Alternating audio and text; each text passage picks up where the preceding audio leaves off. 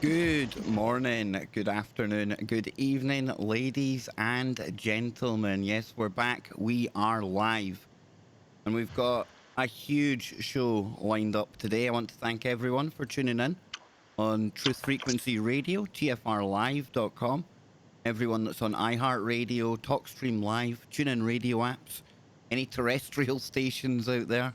And of course, we're going out live simulcasting on the Kev Baker Show YouTube channel. So, however you got here, a big warm welcome to the show, wherever you are, whenever you are. Because I want to give a big shout out to all of our Australian listeners today. We've had our good friends Dan and Jess on the show recently, and they really blew our minds with some of the ancient archaeology and Aboriginal mythology and all that good stuff that we got into just a few weeks ago. So a big shout out to everyone down in Australia. And it's down in Australia that we're going today, because around the time that Dan and Jess were on the show, I've always had this thing that when there's a big event happening, I try and get the best person to speak on that subject, as opposed to me just being left to speculate on the headlines that are left for us there to kind of look over. And the Australian fires were and still are something that are raging on. And Max Igan was really doing some great coverage of the fires at the time. In fact, he was getting hundreds and thousands of hits on YouTube. And then something strange happened, because I had Max lined up to come on the show, and for whatever reason, and at the time I did tell everyone there will be a perfectly good reason for this. I thought the time zones might have got in the way, but Max never came on. Now, in the days that followed, we all can remember what happened on social media and YouTube when Max came back and made a couple of videos. Now, I told people at the time, don't be so quick to rush to judgment. Max himself had told us he's processing something that, well, I don't want to explain for you. So I've got Max Igan here tonight to tell us exactly what's been happening. Max, welcome back, my friend. It's great to have you on at long last. And I was in touch with you behind the scenes, but what happens off air, it stays off air. It's like Vegas on here, Max. And I never told anyone anything you had shared with me. But I'm just going to give the floor to you, because we're going to talk about this. We're going to go back and forth. This is really your first opportunity to speak to the public live, as opposed to uploading videos. And I know there's a hell of a lot of people out there that were really concerned about you. Some took it entirely the wrong way, and their reaction was very telling, more about them than you. But more importantly, the people who care about you, and people who have gone through the same as what you're about to describe for us tonight. And for anyone out there who doesn't know Max, he needs no introduction. Head on over to his website, thecrowhouse.com. Welcome back, brother. Thanks, Kev. Yeah, it's a weird experience to have to relate and even to try to come to terms with it myself. I mean, I've still been trying to figure it out. You know, what happened? I mean, it sounds strange to people, but I mean, I had this light come in and hit me on the head, and people say, "Oh, it's some bright light from space, some laser beam from space, whatever." I don't know where it came from. I don't know what this was. I'm pretty convinced it was technology of some kind. I don't think it was any kind of light from heaven or anything like that. But what it was designed to do was to flip my personality, you know, and that's why I came out and I started saying, I'm the chosen one and the earth is flat, and all of these things that I started saying, stuff that I can't prove, stuff that, you know, I wouldn't normally say. And a lot of people thought, this is all about Max attacking the flat earth. It's not about flat earth at all. What it's about is the notion that you can flip someone's personality, because that's what they did. They flipped my personality. And the time leading up to it, that night I had these massive adrenaline surges. Looking back on it, it's like I was on speed or cocaine or something. When I look back on it, I wasn't aware of it at the time. I was just really hyped up and excited about this information that I had, that I felt that I had to share. And I published some videos that were very angry videos directed towards the government, like revolutionary type videos, you know. And this is when I was really, really hyped up. I had so much adrenaline pumping through my body. And I had to publish these videos. I had to get it up there. I had to put it online. It was like the meaning of my life to do this. I remember I was parked in. My car was parked. We had people here doing a yoga session or something in the Maloka we've got here. And I was parked in. And I literally had to do like a 6-point turn to get my car out, drive down through the bushes around the house, across the fire pit, across the edge of the steps and out this little corner of the yard, like to get into town to upload this video, stuff that I would never do to upload a video. And I wasn't aware at the time. I just had to do this, you know. It was like there was a force controlling me. It was really weird. And then after I got that angry video uploaded, I lay down in my bed and I had this huge flash. And then I just went into this massive life reviews and memories. It was like it was my memories and it was like other stuff that had been implanted there. It was really, really bizarre. But I look at it and I think, you know, the saving grace in the whole thing was that my eyes were open. And I saw this light come in and hit me. And it continued for like a couple of days. I had this whole massive life review and all of this stuff going on, all this information. And then when that went on for like 24 hours. And then when I lay down the next night, as soon as I lay my head on the pillow, I just had horror come through my body and I was just shuddering in horror. I don't even know, like it wasn't fear, it wasn't terror, it was just horror. That feeling of absolute horror. I don't know how else to explain it. And I was like that for like 7 hours. And I look at it and I think, you know, if I'd been in town when this had happened, if I'd been living in a normal house and I'd had neighbours that could have heard me or anything like that, I would have ended up in the nut house. I would have ended up drugged. And then, you know, 4 or 5 days later, I would have come good and found myself in a nut house being drugged. And I can see how they do this to people and what happens to people and how they can flip people. And it was an interesting thing for me because, you know, I was getting so much attention with the fire videos. I was reaching so many people who are mainstream, who don't look at conspiracy stuff, who were saying, hey, the government is doing this. We've got a real situation here. So they hit me, and it makes perfect sense for them to do it. And, of course, they couldn't take me out. They couldn't kill me because my videos would go viral. The best thing they can do is have me discredit myself publicly, which is what they did. And you know, since that happened, I've had emails from people and letters from people who said, wow, this is exactly the same thing that happened to me. I had one woman contact me and say it happened to her sister and she ended up committing suicide. Had another guy contact me and say, wow, it took me 3 years to get over this. Another woman said it took her a year to get over it. There was one woman who posted on my video that I uploaded, the Truth Trap video, and she said, this exactly the same thing happened to me. She said it was a rectangular light, and I thought I was the second coming, and I thought the Earth was flat. She said, I still think the Earth's flat, but I don't think I'm the second coming anymore. She said she ended up in the nut house for like 3 months or something. They tried to drug her, and she just had to tell people that it was just a bad dream she had before they let her out. You know, so I've had a lot of confirmation from people, you know, and I hear about targeted individuals. I hear about this stuff from people. I get emails from people all the time say I've been targeted. And you think, oh, yeah, you're talking about lights coming from the ceiling and stuff, and it's all a bit much, and I don't know how to prove any of it. And I've never known how to really deal with the concept of targeted individuals, you know, and then I got targeted. Well, and Max, now you've I completely understand where they're coming from, you know. Yeah, you've mentioned a couple of times it, in reference to this light, this thing that got you.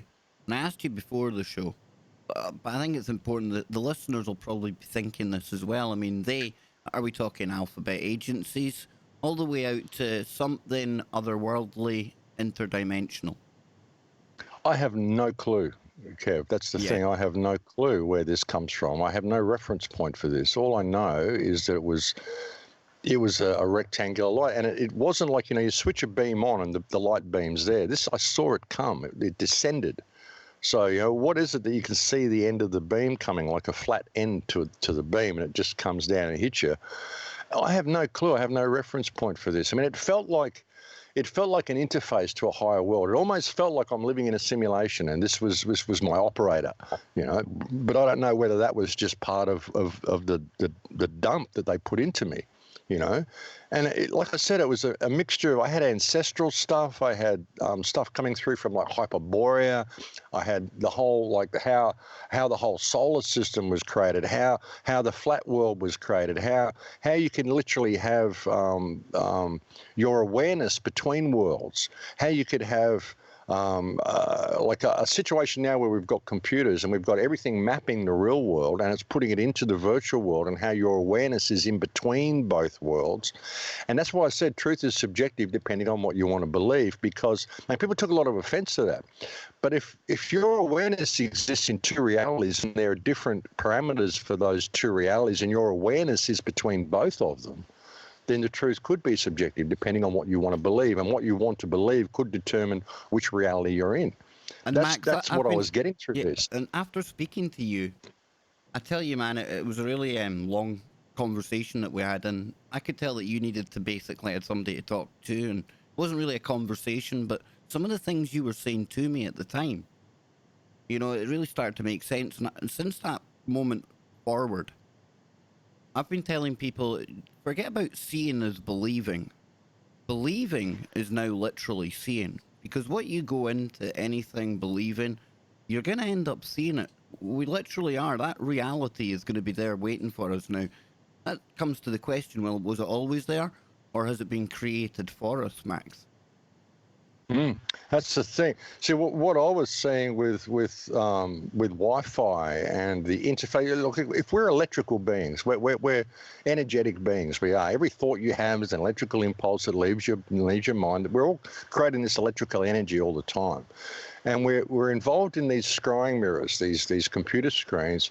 What is the interface? You know, when we think about virtual reality and we think about SCART plugs and microchips and how we're being moved into a virtual reality, what if they don't need to do it with technology? What if they can do it wirelessly and they can literally pull you in to a virtual world, and you could be living on a flat motherboard and or on a globe Earth, depending on where your awareness is. That's what I was getting through this, and how you could have a fractal universe. How you could have a motherboard within a motherboard within a motherboard within a motherboard. You could have a fractal reality, all electrical universe. So you've got the fractal universe, you've got the holographic universe, you've got the electric universe, you've got the flat world and the globe world that can all coexist together. That's how I saw it, depending on where your awareness is. And this isn't even your consciousness, it's your awareness.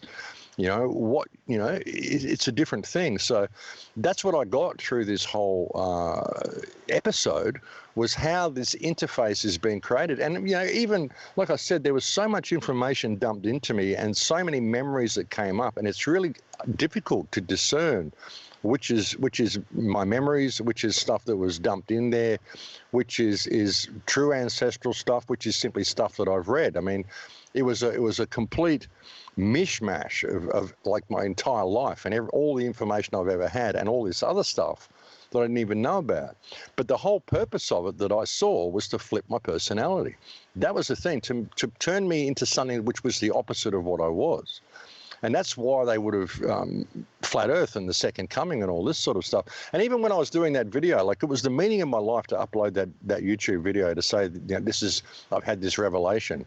And I couldn't not do it, which was interesting to me. It was this absolute compulsion to do it. But while I was doing it, I was thinking, but this is technology. And that's what I was saying all through that video. This is technology. And I said, I'm supposed to be the chosen one. I put little inverted commas there, because I could see how they've done it, how they can trick your mind to make you think, oh, you've seen the light, you've been selected. And I went through all the stuff. Oh, that's how they've done it. I can see all the points there, so I can confirm it. And I could see how they've done it, how they actually put me in that place where I could believe it. I was the chosen one and the earth was flat and all this stuff. And I saw how they did it. And to me, that was interesting, because now I can understand why people do it. Now I can understand why someone like David Shayler, who is exposing all of this great stuff about the London bombing, suddenly thinks he's the second coming and wears women's clothing and changes his website, and he thinks he's Jesus Christ. I can see how they do it to people now. It sounds very similar it was an interesting to what, thing for me. Yeah, it sounds very similar to David Icke as well, because he talks about how it just hit him. He got this massive download one day, I spoke to David. I actually spoke to him for about an hour and a half. A couple of days after this happened, I contacted him and said, Dave, you're the only person I can think of who's had a similar experience. And he said this was nothing like his experience. He said to me, no, what you experienced sounds like technology. But he said the good part about it, Max, what you can be positive about, is that they didn't get you. They didn't get you, because it sounds like they tried to upload you into a mainframe. That's what I was thinking as well. It's like they tried to steal my consciousness and replace me or something. That's what I don't like. It's really hard to even try to come to terms with it and figure out what happened. Like I said, I have no reference point for this. It's the most bizarre experience of my entire life, and I've had some pretty bizarre experiences. And when I was younger, I mean, I did all sorts of party drugs when I was younger. I did LSD, I did mushrooms, I smoked DMT. I've done all sorts of stuff when I was younger, and I know what those experiences are like. And this is not like any of those experiences.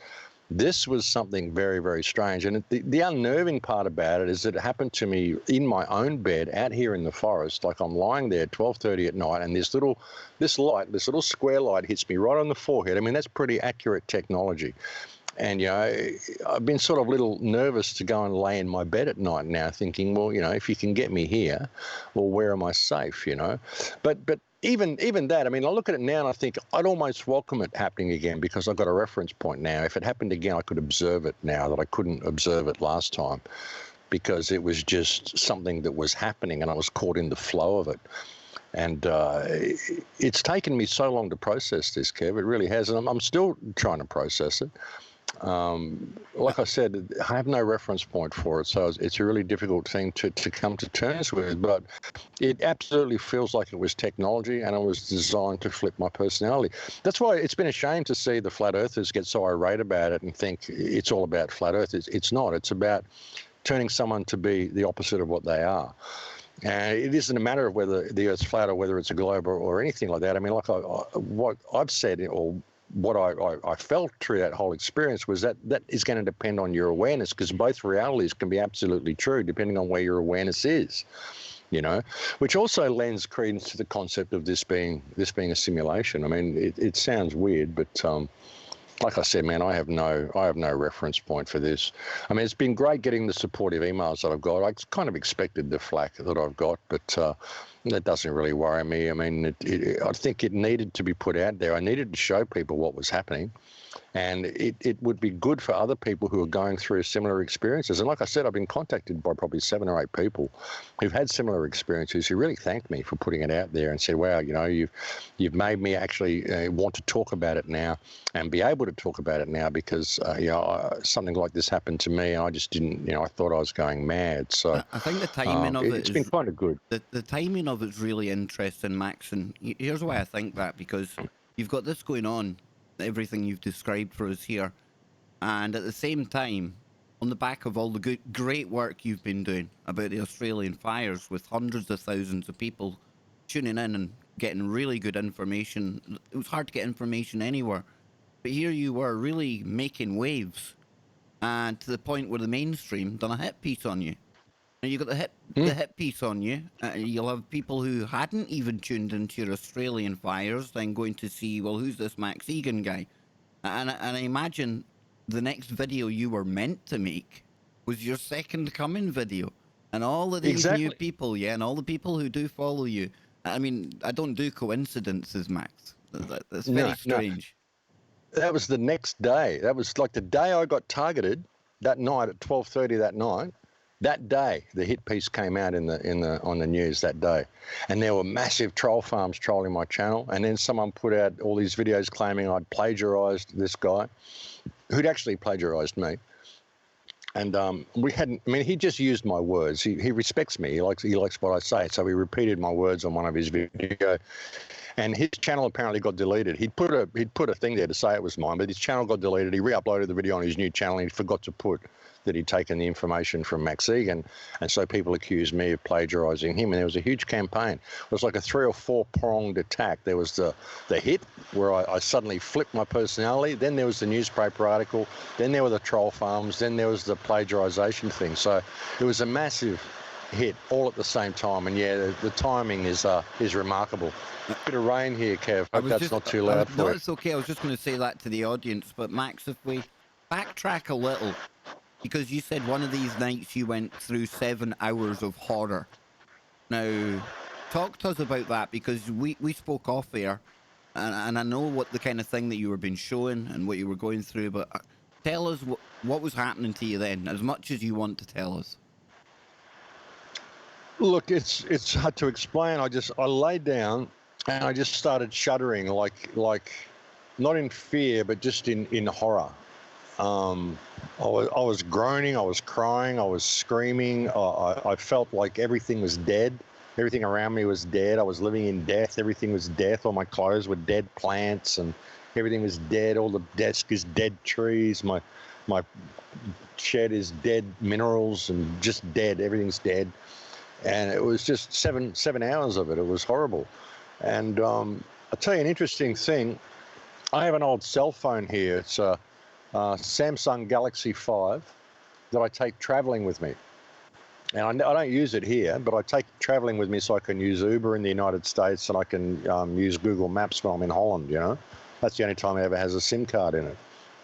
And that night after the horror, I just had this feeling that I had to get rid of this phone. I've got to throw this phone away. And I was throwing all this stuff in my bag thinking, I've got to get out of here, And I threw my phone in my bag, and I thought, I'm going to throw this in the river when I drive past the river.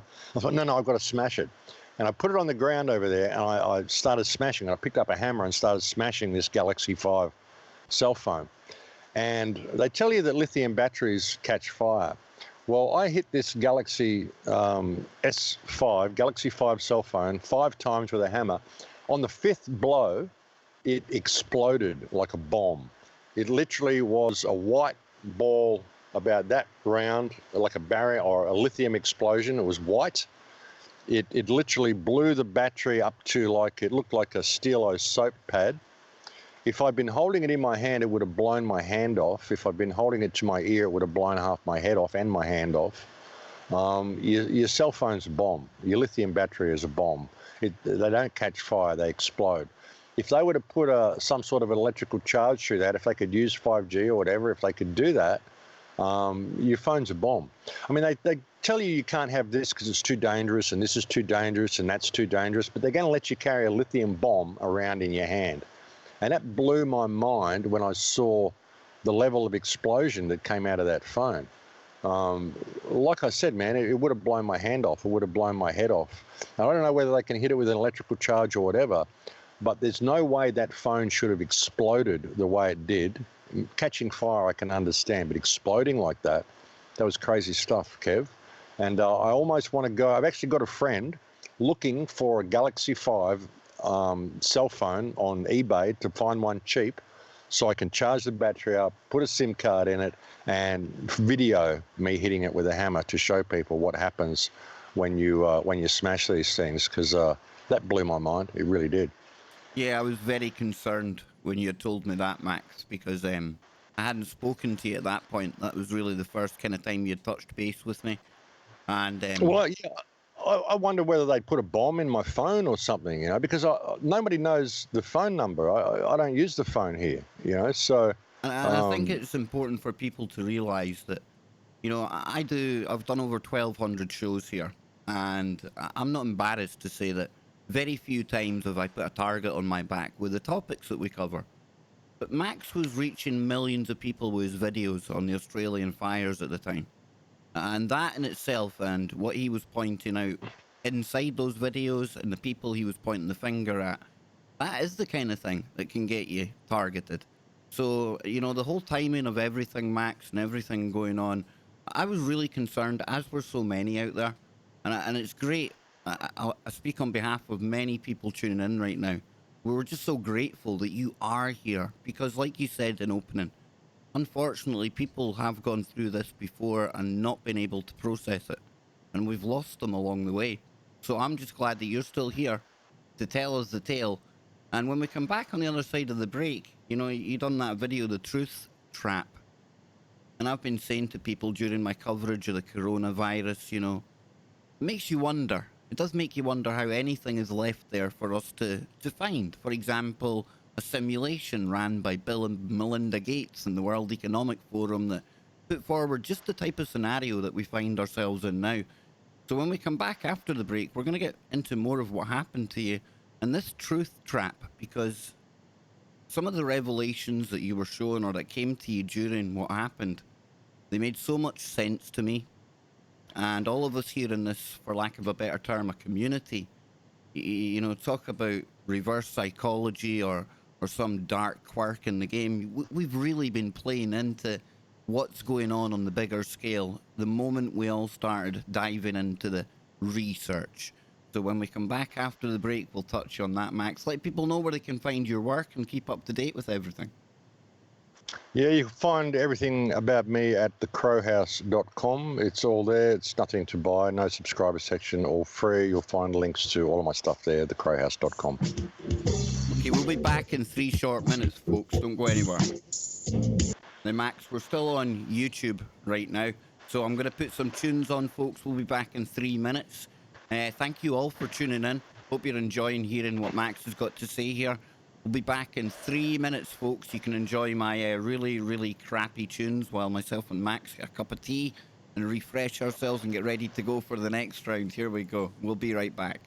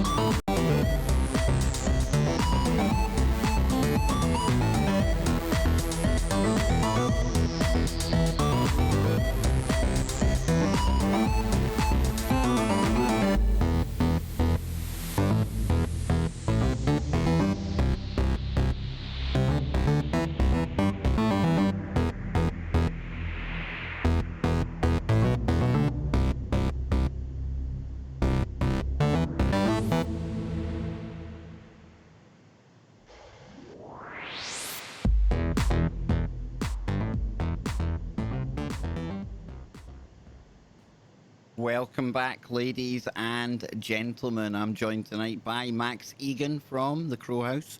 Check out his work, thecrowhouse.com. And you can find him on YouTube as well, where Max was really doing some amazing work and still is, covering the Australian fires. And it was during his coverage of that that the mainstream decided, well, you're getting far too much attention here, Mr. Igan. And they done a hit piece on him. They accused him of saying the exact opposite of what he had been saying. And we'll be able to get into the Australian fires as the show progresses, folks. Don't worry about that. But I think most people were very concerned about what was happening to Max, and it's great to have him back on air to talk about this. And he made a number of videos that really it set the internet into meltdown, or at least our little corner of the internet. Some people had the knives out early. Some people, rightly, stepped back and gave Max time to process what he had obviously gone through. And a whole heap of tens of thousands of people in between. And he's here tonight, thankfully, and he's sharing with us what he went through and what he learned. And he made a number of videos during that period. And one of them, The Truth Trap, was very, very informative indeed. And there's a few truths that people don't want to hear, especially when it comes to themselves, and especially when it comes to the truth movement that we would all loosely call ourselves a part of. So this truth trap, Max, and what you were going through and everything you were telling me about how this reality works, what we're really here for, why we're going researching these things, and every time we come across something, we have that eureka moment. And the people we're up against, they're no fools. Absolutely not. In fact, they're highly intelligent. They're about 7 steps ahead of us, and then you have to scratch your head then, because you reach a moment or a part of this journey of trying to be awake. I don't think anyone can truly achieve that, but you start to think, well, if they're so intelligent, why is it it's been so easy for us to find everything out? Max, talk to us about this truth trap, brother. Yeah, well, it's because they want us looking. The interesting thing about that, and a lot of people took that the wrong way as well. When I said, the problem is in searching for the truth. A lot of people took that as me saying, "Oh, Max is saying we shouldn't research." Well, no. What I'm saying is that you need to be aware of the mental state you're in while you're researching. When you look at concepts such as the predator mind, and I'm not particularly into Carlos Castaneda, by the way, but the predator mind, this concept of this predator, this dialogue that's in our head that makes us do these things we don't want to do and it creates all these inane problems for us just so we can solve them. This is talked about in all cultures. It's talked about in American Indian cultures, in Russian cultures, in African cultures, in Arabic cultures. The Chitahuri, the Watiko virus, the social parasites, the jinn, all sorts of people talk about this. So the description in Castaneda's book I find to be the easiest description to try to convey this message to people. So what I was saying with it was that it's those flares of awareness, those little eureka moments, that's the energy that's harvested from you. If you can walk the path of the warrior, if you can face infinity without flinching, which is what I failed to do when this whole thing happened, if I'd been able to do, this is why I say I'd almost like it to happen again, because now I could observe it. Because now I have the information I need. But at the time, I totally got locked into the flow and I went with it, and it took me over. So I wasn't able to face infinity without flinching. I failed the test. But when we go looking for these things, like say we want to research pedophilia, okay, we know it's real, we know it's true. But when we go down there, we go down that rabbit hole, and when we find things there, we go, aha, I knew it was true, Well, no, you already know it's true. That's why you went down the rabbit hole to begin with. So when you find these little things that make you go, aha, you should simply be able to observe that. Just simply observe the path unfolding the way you knew it would. Don't have those aha moments. If you can face it without flinching and realize that, the reason you went down this rabbit hole to begin with, because you inherently know it to be true. So you just face it. When you debunk something or when you prove something, you just observe it. You stay in that calm, observant state rather than having those aha moments, and you free yourself of this predator mind.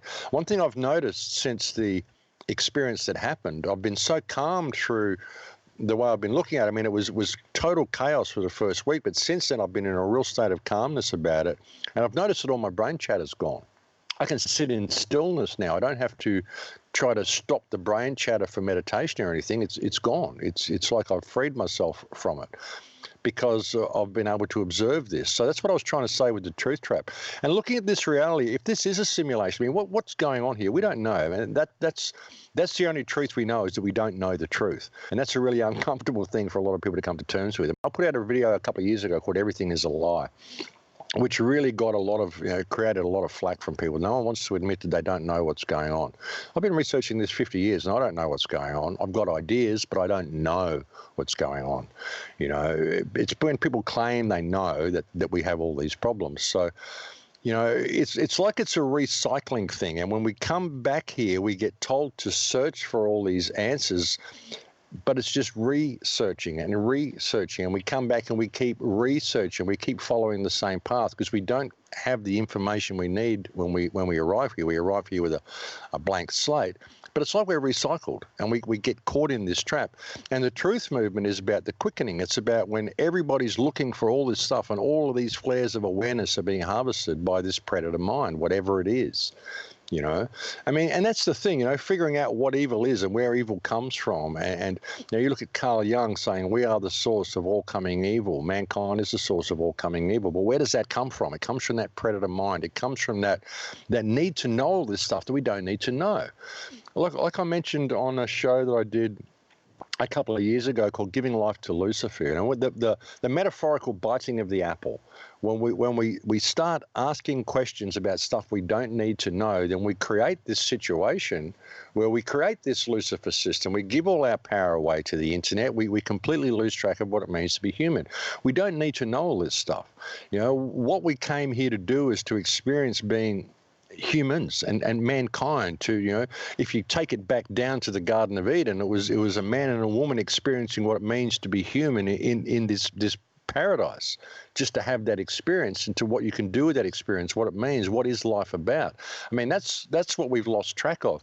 We don't worry about life and what it means to be human, and what it means to experience love and companionship and life in a garden of beauty. We want to know everything, and all of this stuff we want to know, it's completely irrelevant. Why do we need to know all this stuff? Like we know that you can only keep a cat awake for 36 hours before it dies. We know that because we got a cat, we put it in a tub of water with this much water in it, we put electrodes attached to it, and every time its nose touched the water, it got an electric shock and woke up again. So we know you can only keep a cat awake for 38 hours or 36 hours. Why do we need to know that? We had to kill a cat to find that out. Why do we need that information? Why do we need to pull a rock apart to find out what it's made of? Why can't we just enjoy the rock? Why do we need to do this stuff, The moment we start tearing the earth to pieces to find out how it works, we cease to love it. And that's what we do with everything. We need to know how everything works, so we tear it to pieces to find out how it works. You don't tear a kitten to pieces in order to love it. And that's what we've done to the earth, and that's what we've done with all of this stuff, rather than realizing that we already know these things that we're searching for. So why are we researching and giving all these flares of awareness away? Why can't we be in calm observation of the path as it unfolds? If you do that, you free yourself of the predator mind. And I look at it and I see that's what the internet is about.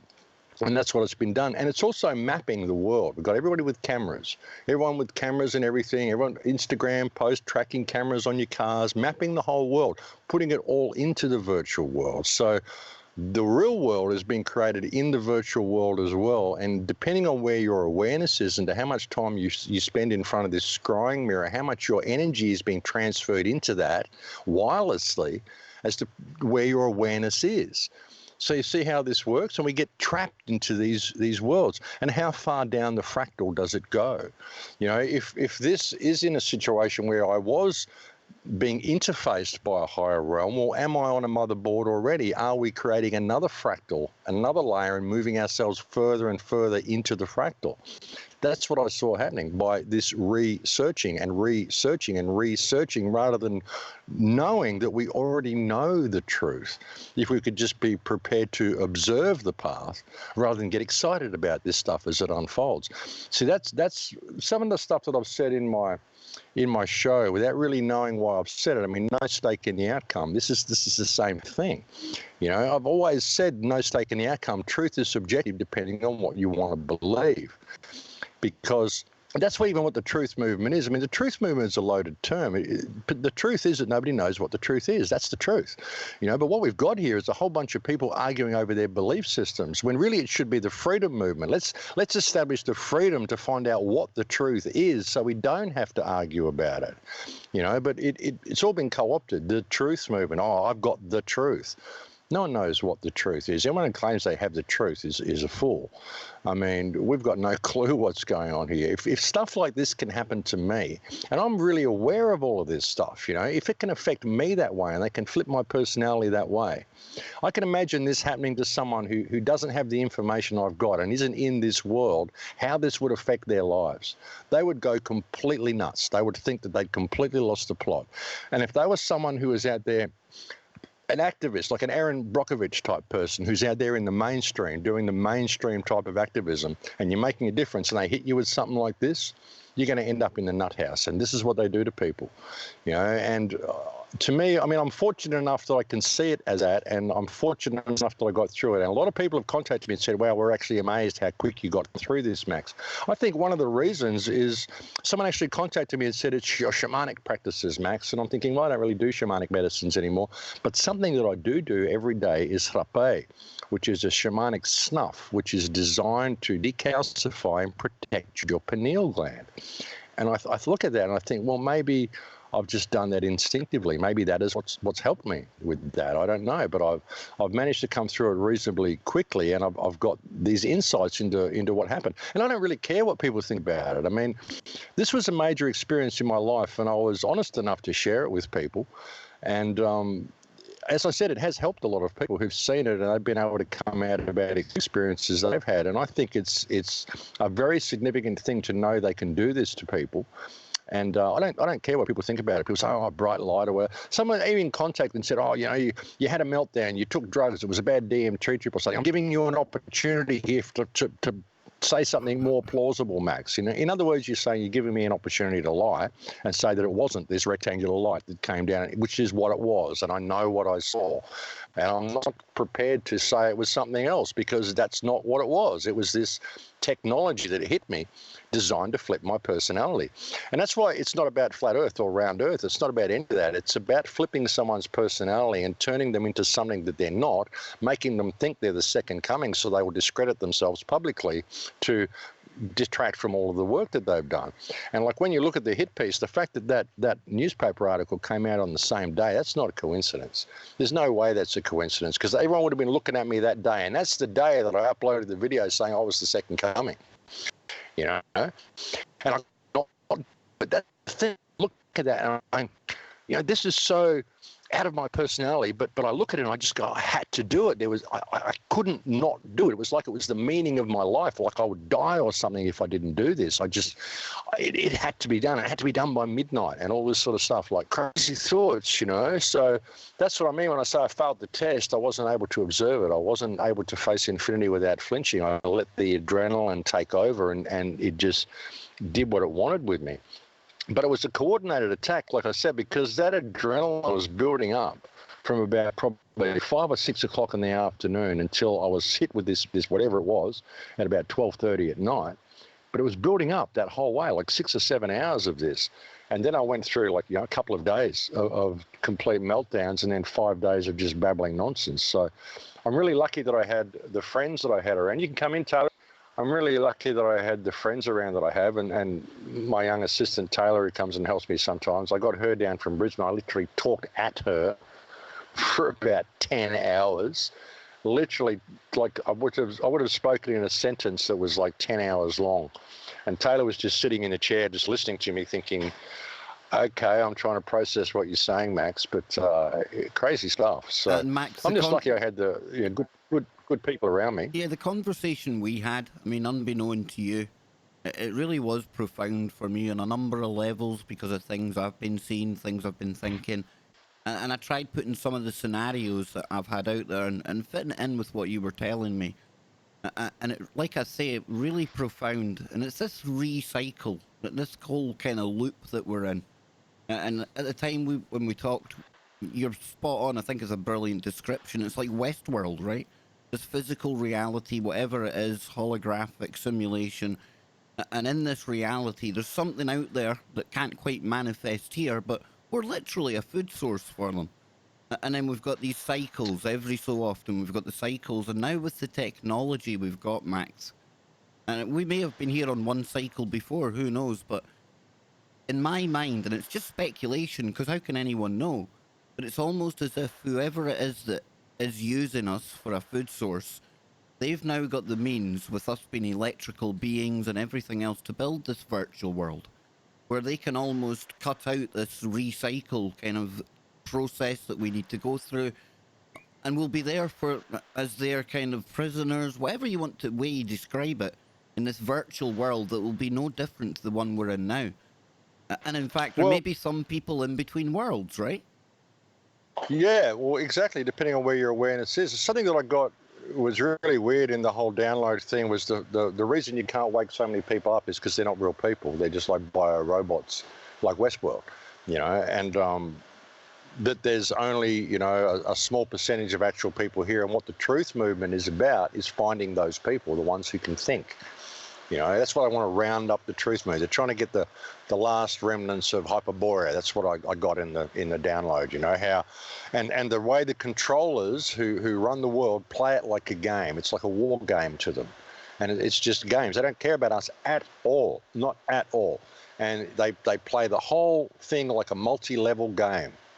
So you got level 1, level 2, level 3, and they're destroying the Earth in a 3-level game basically. That's what I got in the whole download.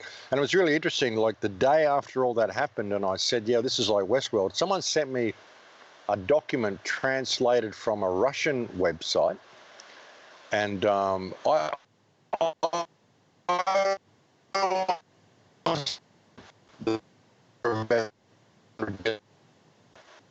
the Earth got in that experience, and that we've been culled to now, which they say, but no one actually as well. He's claiming there were at least 500 billion people on Earth, and that there were around 10 billion people in Australia before they decimated Australia, which is interesting.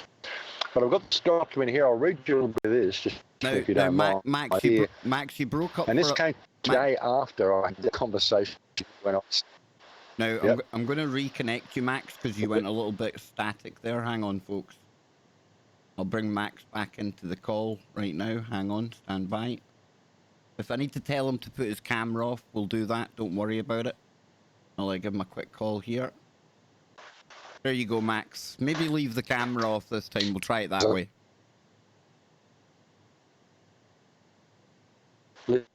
Camera off? Yeah, try it with the camera off, brother. Off. Yeah, off. Off. Alright, might be a bit. Hang on, I'll try. Yes, so I got that whole. There, we good? Here we go. Try Max again, folks. Give me 1 second. Sorry about this. I just want it to come through real good here. Here we go. Hopefully this goes through. We'll get Max back. Oh, like. There we go, brother. I think you're back with us. Are you there, Max? I'm here. Yeah. It's dropping in and out. It was, yeah, the connection was perfect for about. Interesting to get to this. Very interesting. Yeah. Get to this interesting parts. They have these problems, brother. Isn't it? It's starting to come back now, and yes. I'm gonna send you this. Okay. You can. All right. You can hear me. I can. Yeah, it's coming back slowly but surely, brother. Yeah.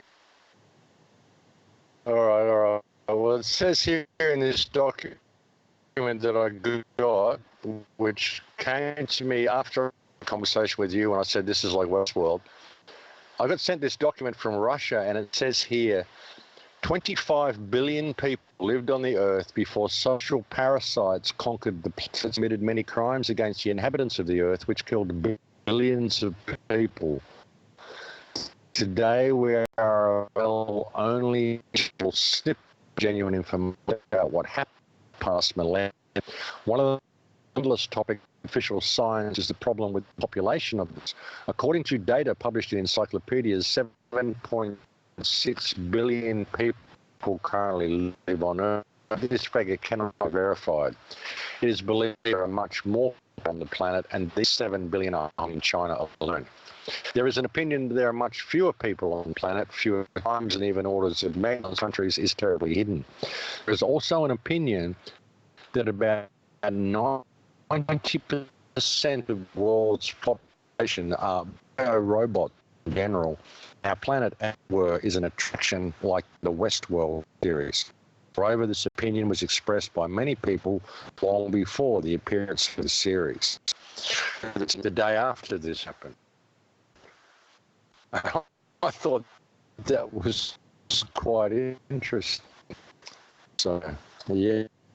Very, very interesting, Max. That's what researchers say. I don't know how well you can hear me there. It's weird how it's gone a bit difficult when we get to the population numbers of the world, the actual population numbers. But I'm going to see if your connection's a bit better now, and try and tell us again the actual numbers that were in that document if you can, Max, because I think it's really important. It says, yeah, it said 25 billion. Said 25 billion people existed on the Earth before the social parasites took over, before they won the battle. According to other sources, 100 billion people to 600 billion people on the Earth. If you look at some of the work that's been done recently, there's been a garden, a huge commercial garden, the remnants of one that's been found in Africa, which covers an area of 105,000 square miles, which would have fed most of the Earth now. So, you know, things, and even with the past history, the insertion of 1,000 years into the history, and all, I think even this is a red herring. I don't trust Flamenco more at all. I did a couple of months ago, but I don't anymore, in the wrong direction. I think history is completely different. I think there was a major civilization that existed on this earth up until about probably 200 years ago, and there was a major event which wiped it out, probably war. And yeah, it's all been fabricated from that point. I think the rabbit hole is so deep that. Oh, you still there, Max? I'm still here. Good stuff, good stuff. It's dropping in and out, but yeah, again, I just find it quite interesting. All of this has happened when we start getting into this thing. We're nearly on the break. So what I'm going to do, Max, is I'm going to call you back up on the break, okay? I'll give your internet, your router time to calm down and chill out, and then I'll call you back on the break, which is 3 minutes from now, okay, Max? Not a problem. Okay, brother, I will call you back in 3 minutes. So then, folks, yeah, it went so swimmingly well at the start, and then obviously we've heard the rain, and Max lives in a very, very rural part of Australia, from what I'm led to believe, and you can usually hear the wildlife around where he lives. So, yeah, I'm really fingers crossed we get Max back on. There's a lot more to get into here. But what he was really telling you there, you know, to boil it down, to give you the kind of bare bones of what we kind of heard. What if I was to tell you that the population of Earth, you know, it might not be 7.5 billion, and in fact, it might have been much, much, much higher way before the last reset. And it's these resets as well. And I think it's really timely how, when we've had all of this going on with Max, all of the stuff going on in Australia, all of the stuff going on in California, the world has been crazy in 2020, right? It's getting intense. And now we've got Corona coming along as well. And then when you look at the history of these epidemics, pandemics, whatever you want to call them, there seems to be a 100-year cycle with them as well. So when we come back on the other side, we'll be getting into more of the Westworld element of the reality that we find ourselves in right now, versus the new reality, the virtual world that who only knows what is preparing for us. This all kind of ties in with the stuff that I used to put out with Anthony Patch. This creation of a virtual reality, only it'll be nothing of our making by the sounds of it. And there's something far, far bigger going on this planet. And these sparks that Max talks of, the sparks that we've all felt as eureka moments and wow, look at that, I can't believe I've just found this out. And we've all been there all the time. That's what it's all been about. And this is the truth that some people don't want to hear. But the truth is the truth. And like I've been saying to you, be careful what you believe in, because no longer is seeing believing. We've now moved into a world where believing is seeing. You know, you can throw the Mandela effects into this model that we're kind of laying out, if you want to call it that, today. It accounts for that. We'll be back on the other side. Don't go anywhere. Okay, folks, now I'm going to rejoin, or I'm going to recall Max. So stand by, okay?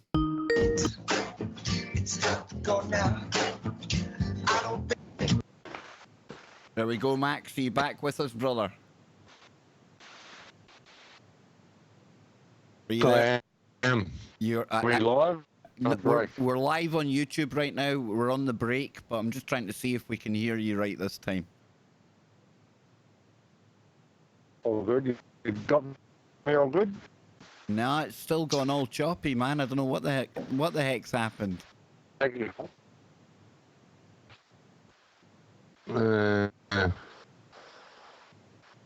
Typical. It is typical. It is typical, but I'm hoping it's going to come back, because sometimes it sounds good, and then other times it goes away again. I've stopped sharing screens with you, so there's no taking up the bandwidth that way, anything like that. So if you've got a phone number that you can drop me on Skype, then I might be able to actually phone. Oh man, we got they've got one of those crappy little wireless phones, so I think it sounds so bad, man. It'd be the worst sound you would ever have. It's actually starting to sound better on the stream now, Max.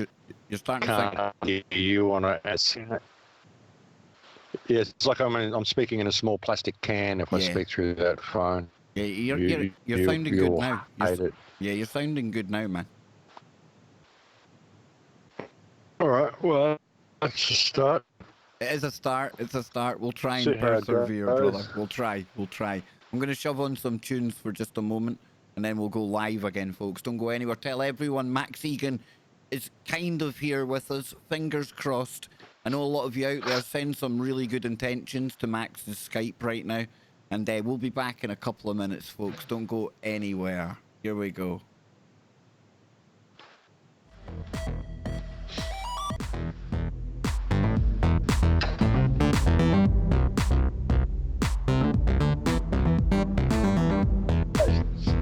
Yes.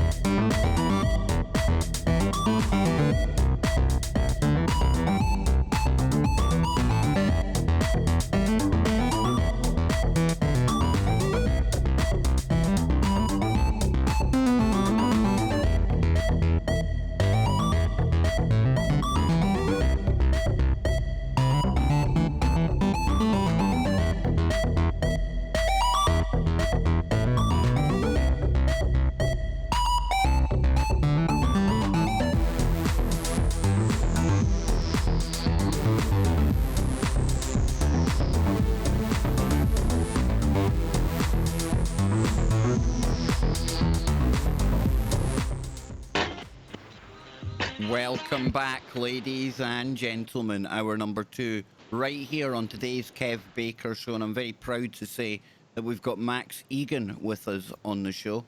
So thank you all for tuning in today. Remember to tell everyone that Max is here right now. He's telling us everything that he can about what he went through. And of course, Max himself is still trying to process a lot of what went down over the course of a couple of days, a couple of nights that he has spoken to us about and talked us through in the first hour of the show. So if you're joining us for the second hour, I urge you all to check out the archive, download this episode. It'll be over on YouTube as well. And Max, hopefully you're back with us now, brother. How you doing? I'm here, brother. Can you hear me all right? Yeah, you're doing fine just now. And if all else fails, don't worry, because what I will do is I will, in the background, I'll set up a Zoom meeting and we'll be able to talk on there via the network and all will be good. But before the break, you were getting into the disparity between the numbers of people on Earth and this article you had found and our Westworld kind of scenario that we're in.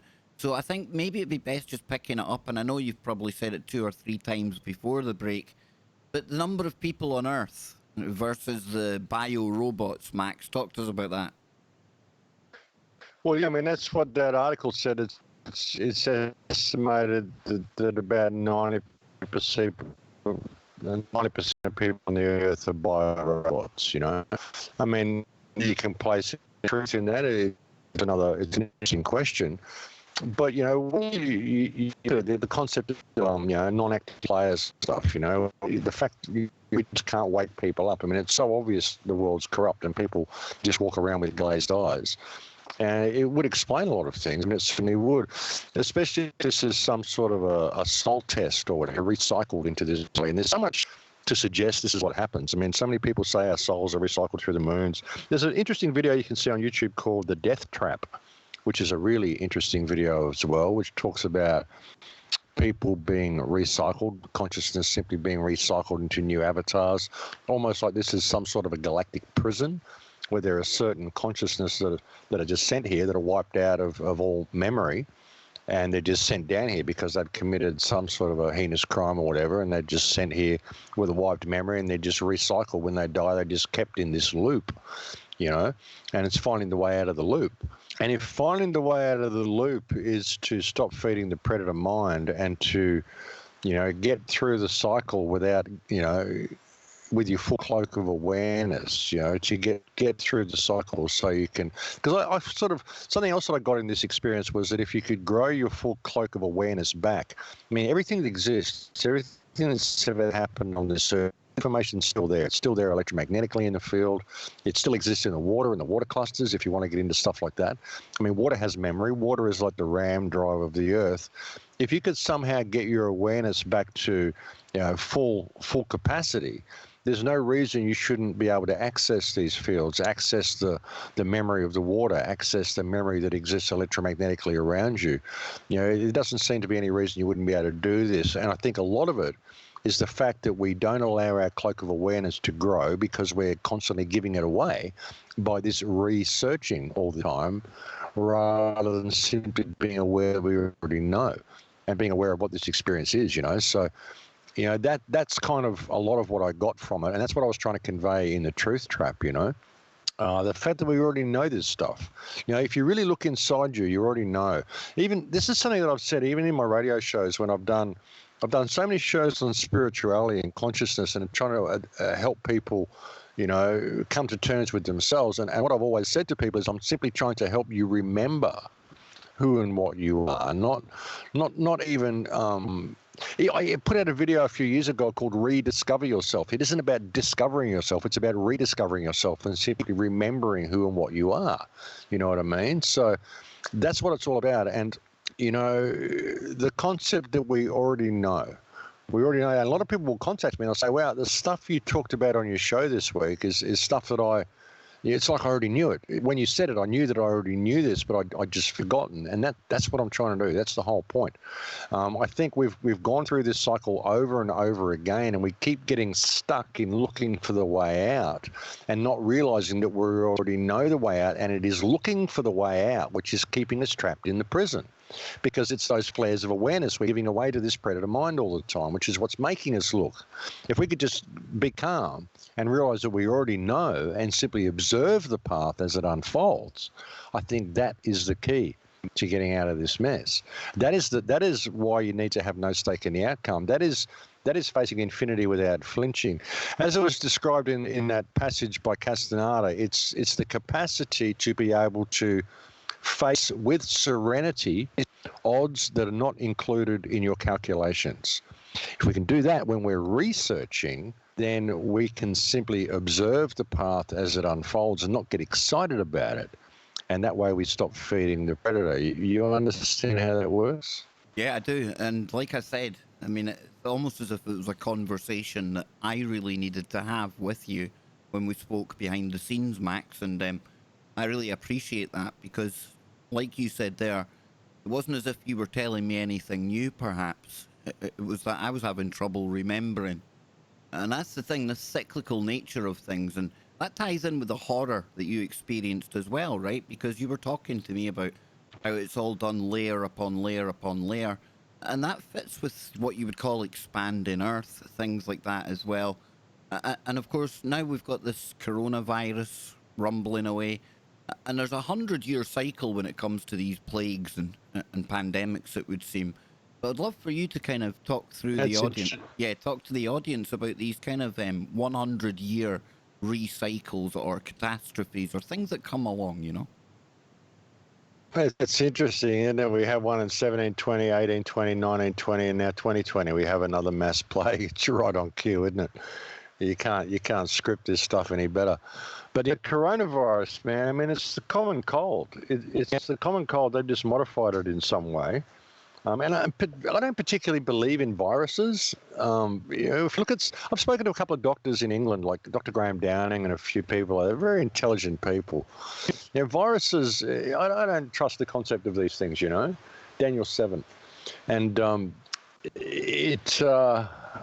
just don't trust the concept of what they're saying. But anyway, you look at the coronavirus, it's the common cold.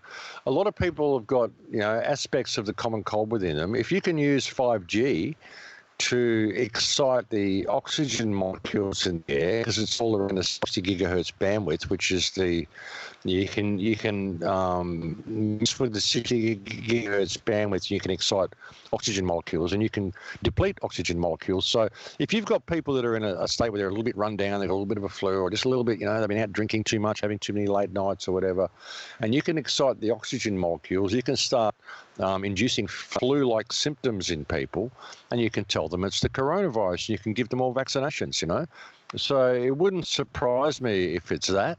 But I think there's more layers to it as well. I mean, there seems to be a real effort to lock down China, close the borders of China. I don't wonder what's really going on in China as well. I have people that have got friends who, work people in England and stuff who've got Chinese friends who've gone to China for holidays, and these people are just missing in action. No one can hear from them. They haven't come back. All the flights are closed. You can't, like in China, the internet's very restricted. There's no Facebook or anything like that. So you go in there and you just basically cut off. So I've got to wonder what's going on the ground in China. I'm hearing some terrible reports coming out of what's really happening in Wuhan, how there's no food, no other trucks are going in there, people are rampaging for food, stealing from people and all sorts of stuff. I mean, I don't know how true any of it is, but I'm hearing a lot of really, really bad reports coming out of Wuhan. I mean, Wuhan's a very, very developed city. A lot of people have described Wuhan as being like the New York of China. It's not like it's a little village or anything. It's a very major city center. And apparently all the food trucks have stopped. There's not a lot of food in the supermarkets. People are stealing food from people who've gone shopping. And if they smell you cooking food, they'll break into your house and steal your food. So this is the sort of stuff that's going on there. And this is a big problem we face in all of our societies. As I've often said to people, most people in our societies are truckatarians. Doesn't matter whether you're a meat eater or a vegetarian or whatever, you're a truckatarian. And once those food trucks stop running, then it's going to take, about 2 weeks, and people are going to start eating each other, because that's the situation we're in. That's what they've done with cities. They've made it very, very easy to be able to depopulate these areas by simply stopping the flow of transportation, stopping the food trucks. And we seem to be seeing that in China as well. And the economic implications as well. I mean, when you look at Iran has got so many sanctions against it, and the only way it's able to really get any money at the moment is by selling its oil to China. That's the only people who are buying oil from Russia pretty well. I mean, from Iran pretty well. And now that's all stopped as well. So what's this going to do to Iran? How many military escalations are we going to see come from this as well? Plus the restrictions on travel. It's kind of interesting. We've got to be traveling next week, and I'm hearing about flights being stranded in places, and whole airline passenger crews being stranded in places because someone on the flight came from China, and so they're all put in quarantine for a couple of weeks. And so who knows what's going to happen when I leave the shores here. It's a pretty wild situation unfolding in the world, bro. And they're going to use this coronavirus in so many ways. They're going to be able to use it to shut down food markets, or create the concept that it's dangerous to have food markets, because of course that's where the virus was transmitted, this terrible virus, because we have all these open food markets and stuff. So we can't have that. We've got to quarantine people, shut down travel, shut down food markets, and bring out mandatory vaccinations for people, plus the economic control that it's going to bring as well by simply shutting down borders due to fear of transmitting this terrible virus, which is simply the common cold. It's almost like the war on terror, this one, man. I mean, you've turned the common cold into a pandemic. Yeah, man, that's a pretty good move, And at this point, it doesn't matter what's happened, how it's happened, if it's happened.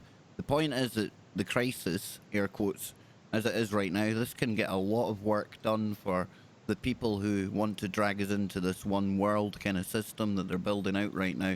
But Max, I want to backtrack, if we may, because I think we need even more kind of description, explanation, your thoughts on this new virtual realm that's been built out right now, perhaps. Again, we're speculating, we're trying to make sense of what you were showing, and this ability, if you want to call it that, or this people being in two places at once, perhaps. And we can use the flat earth, and I know this is going to trigger people, and I apologize for that. But remember, don't invest too much in the outcome, folks. You were saying to me when we spoke about this, and it made a heck of a lot of sense, but however they do it, I don't know. That this inserting us, or taking us from here and inserting us into this new world, it very much determines the reality that we see round about us. And I've watched it time again, people that are doing flat earth videos, and they're putting forward information and evidence that actually runs contrary to the flat earth model. It debunks the flat earth, but in their mind's eye, in their reality, it's their truth, and they see it as flat earth truth. Now, how can that be? Well, it could be if it fits into what you're talking about here, Max, because some people, that a part of their consciousness is already on that virtual flat plane, right? Well, it isn't even a matter of consciousness. It's a matter of awareness. The difference between the two. I think it's quite possible for both realities to exist at once, depending on where your awareness is. And this is all down to your belief system. What you choose to believe is true. This is why I don't do belief. I keep saying belief is the enemy of knowledge. This is why I don't do globe Earth or flat Earth, because I can't completely prove either model. I can't prove any model. I can find elements to suggest that they can all coexist. Flat, holographic, electrical, fractal, globe, they can all coexist together. And it does depend on your awareness. It's going to depend on what you want to believe is true, and you're going to find evidence to support that, depending on where your awareness is. That's what I was getting through the whole thing. And the whole concept of what the virtual world is. I mean, we're operating in a virtual world all the time. Even when we're looking for information, we're doing it in the virtual world. We're not going out and we're reading books. We're not going out and investigating the world outside. We're going into the computer screen and we're investigating it all there. So there's this interface happening. And when you, like I was saying earlier, when you can think of yourself as an electrical being and everything that's happening with you is wireless, I mean, you can feel emotion when you walk into a room. When someone that you love walks into a room, you feel that emotion, you feel that connection to them when they walk into the room. You walk into a room where a couple's been fighting and you say you can cut the air with a knife. You can feel the energy in the room. So there's a transmission that takes place between you and the surrounding field. So what if these computers and these screens and these screens are designed to harvest that and to pull you into that virtual world, whereby your awareness becomes part of it and you can't tell the difference. And when we've mapped the real worlds into the world, how would you know? If they could suck you in there and, it's just all electrical experience anyway, the whole concept of what exists outside visible light. If a tree falls in the forest and nobody's there to hear it, doesn't make any sound. That whole concept. What if anything that you're not looking at the moment doesn't exist? It only exists because you're looking at it. It's like when you look at the double slit experiment, things like that. Reality behaves the way you believe it will behave because you're observing it. So what if reality only exists while you're observing it? What if everything behind your head doesn't actually exist unless there's someone standing in front of you observing behind you, but then it only exists for them? In your world, all that exists is that which is in front of your eyes, but that which is behind your eyes, which is that huge empty space behind your eyes, what if that doesn't exist? It's all just a projection coming out of your eyes. That could happen in the virtual world, and how would you know? How would you possibly know? So if your awareness can be transferred into that world wirelessly, through these computer screens and through these scrying mirrors, how would you know that was happening? And if your belief system starts getting in the way, once you get into that world and you're on the world of the flat motherboard, then any experiment you do, because if you believe the world is flat, then you will find out that it's flat, because you can be in that motherboard reality as much as you want and not even know that you're there, because that's where your awareness is. That's the sort of stuff I was getting from it. I mean, it's all very esoteric, and I'm not saying this is true, but this is the kind of interface that I was seeing in that state that I was in when I had that moment, and it only lasted 3 seconds. Like when that light came down, hit me, and went away again. The whole process took about 3 seconds, and I had a meltdown that took 2 days, But in that 3 seconds, I was thinking about all this, and I was seeing that it was an interface, and I was wondering why it was square. I was wondering why the beam of light didn't look like a beam of light behind it, why I looked like fairies, I was wondering all these things, and I almost felt like I caught a glimpse as it was coming down. I almost felt like I caught a glimpse of a room there with bullets. So I don't know whether I imagined it. I don't know. Like I said, I'm still trying to process all this, but it just made me see how your belief system can get in the way of your understanding of what reality is. You have to put beliefs down, and you've got to simply observe. No stake in the outcome whatsoever, because anything is possible depending on what you want to believe. The only thing that is impossible is that which you believe is not true, and that's what makes it impossible. So whatever this mess is, Kev, I don't think all the people on the earth here are real people. I think that there are a lot of biorobots here. I think there's a certain amount of human consciousness, and what the internet and truth movement is designed to do is locate that consciousness, to locate the real people, so they can, keep tabs on them, do whatever, because it's only the thinking people that are going to join the truth movement. It's only the really thinking people. Even if they're involved only on the fringes, they might not be a full-blown frontline activist like you or me, but even if they're involved in the fringes, then it means they're a thinking person. They've got issues, they've got questions, so they're a real person. So I think it's designed to locate the real consciousness on the earth and to keep tabs on that. And for what purpose? I mean, we can only speculate. And one of the things that you came out with, one of the terms that you said, I loved it. So true. The internet, it's a net.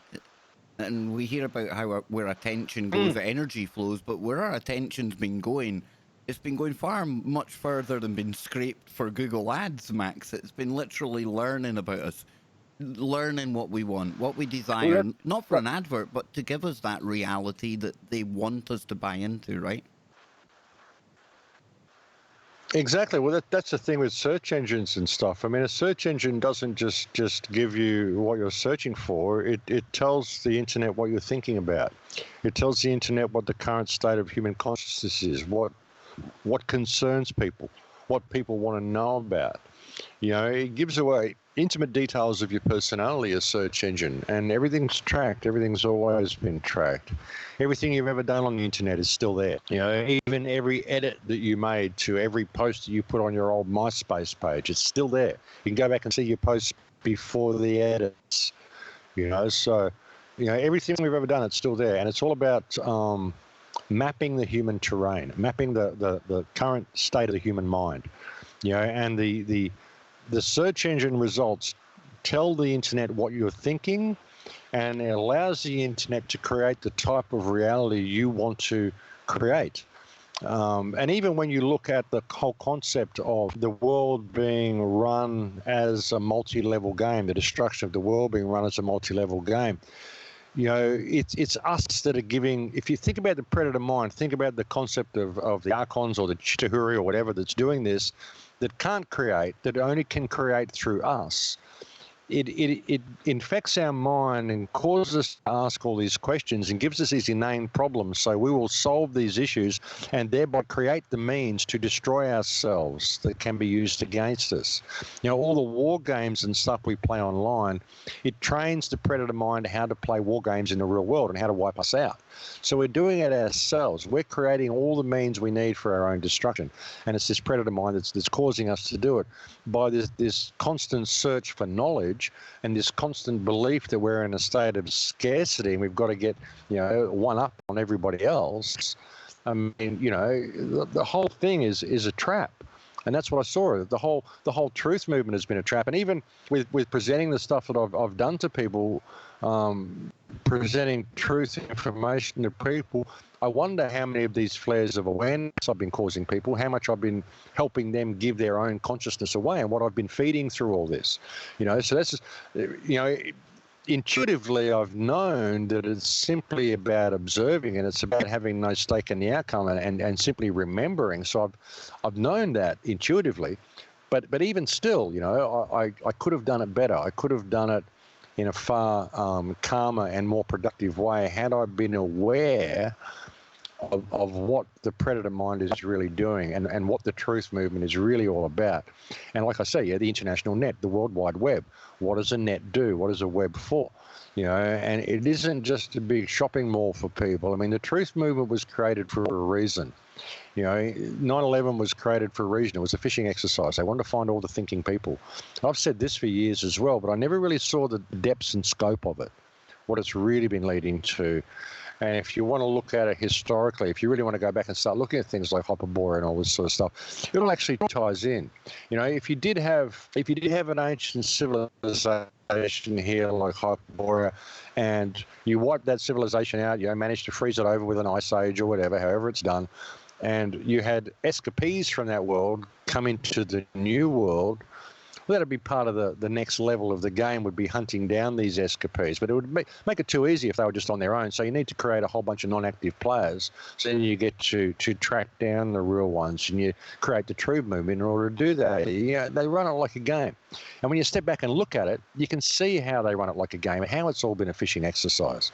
You know, that's what I got through the whole thing. And I think it's important to have that sort of a focus, or at least to be able to consider that type of a concept, you know, whether that's really what it's been about, and what the truth movement should really be for, and how it would be best to operate within that movement, you know. And that's what I tried to share with the Truth Trap. And I'm certainly not saying people shouldn't look for the truth. I'm simply saying people need to be aware of the state they're in and simply be more in a state of observation of the truth and observation of the path unfolding, rather than getting excited about it. I mean, that's why they create all these rabbit holes, so you can go down and just find out all this stuff, even if it's not true. They just want you getting excited about it and giving away all of this awareness into the field, into the screen. And if you think about it, if we're transferring our consciousness into a virtual world through these scrying mirrors, and you're sitting there researching online, getting excited about all this stuff you're doing, well, you're transferring that into the virtual world, directly into the virtual world through the screen.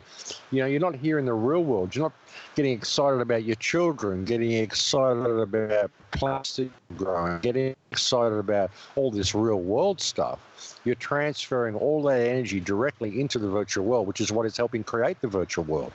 And you know, like I said, what is the virtual world? You know, well, have a look on your screen. It's pretty real. A lot of the stuff that you see there is pretty real, but it's all just ones and zeros. None of it actually exists. None of the information we've got exists. It's all becoming virtual. Everything is being transferred into the virtual world.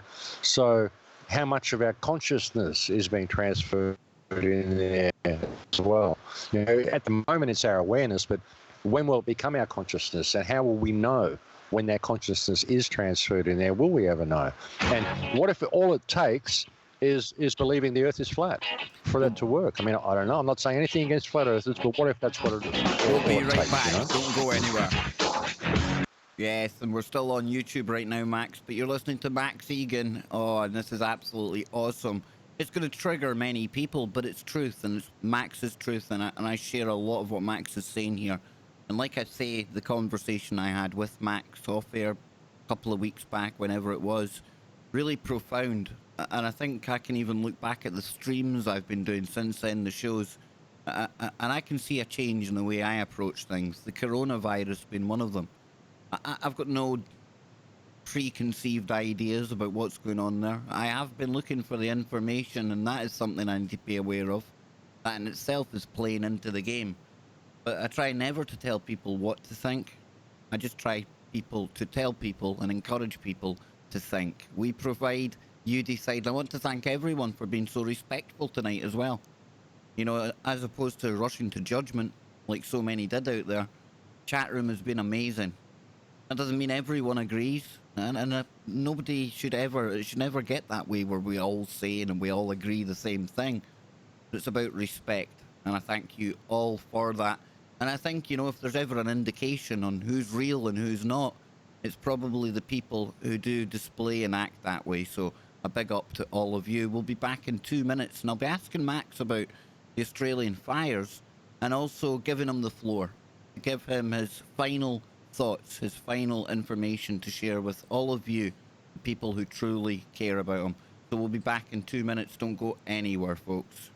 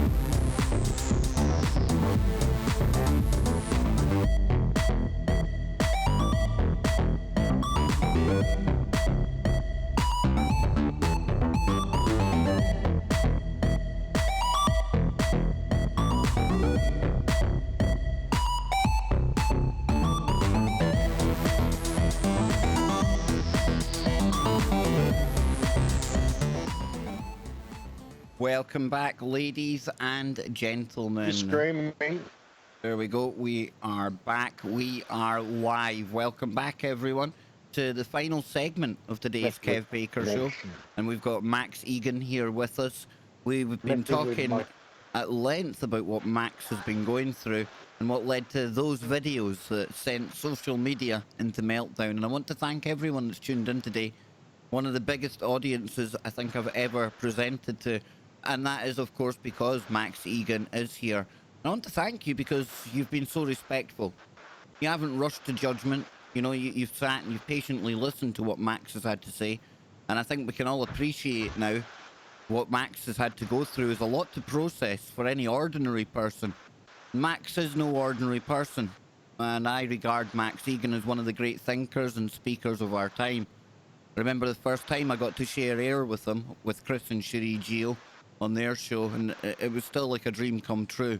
And I'm really so glad we've still got Max Igan here to speak to us today about everything that's happened to him.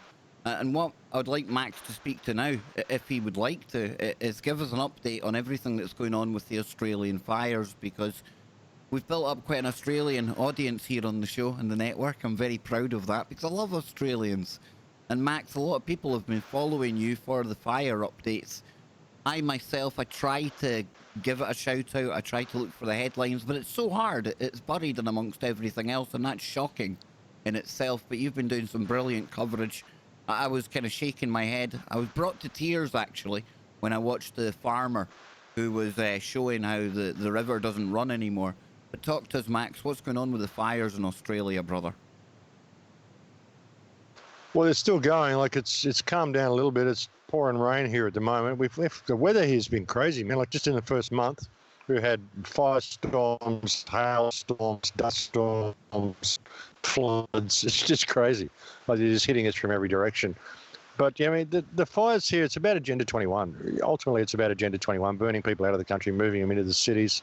What I was saying on the very first fire report that I put out, I mean, and all of these fires are incendiary fuel. We've worked out what's in the chemical spraying, in the geoengineering. You know, even the weather manipulation that they do, they've been doing weather manipulation for a very, very long time. And they use strontium, barium, and aluminium to steer the weather systems. That's how they do it, through the Doppler radars, electromagnetics.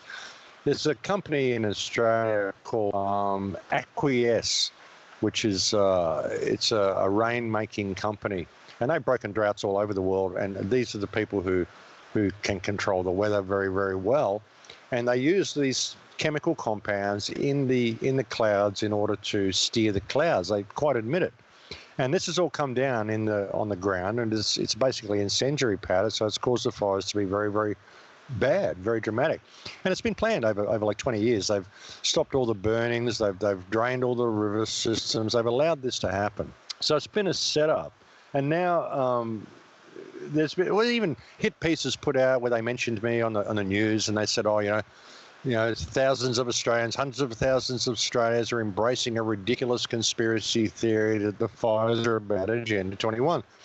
And then a couple of weeks later, they announced that, well, we think it's going to be unsafe for people to go and rebuild in these country zones, and the government should offer them generous buyback packages for their lands and move them all into towns. So it's Agenda 21, exactly what we've been saying. You know, all the council planning strategies and all of this stuff, it's all about moving people out of hazardous areas, limiting planning and construction in areas that are fire prone areas, and moving them all into town. And also opening it all up for mining as well. You know, the population of the koala population of Kangaroo Island, 30,000 koalas burnt to death there, burnt alive, you know, because there's been huge lithium deposits discovered on Kangaroo Island. So, you know, this is what it's really all about, and it's about setting an example for the rest of the world. And the Australian government's been promoted as a government that doesn't care about climate change. Oh, well, wow, look what happened to that country. That's what happens if you don't care about climate change. You better do the right thing. Don't want to end up like Australia, you know. So it's all about the smart cities, and it's all about everything that we thought it was about. you know, and they just don't care, and they're going to keep doing it. They'll keep burning the country. I have no doubt about that.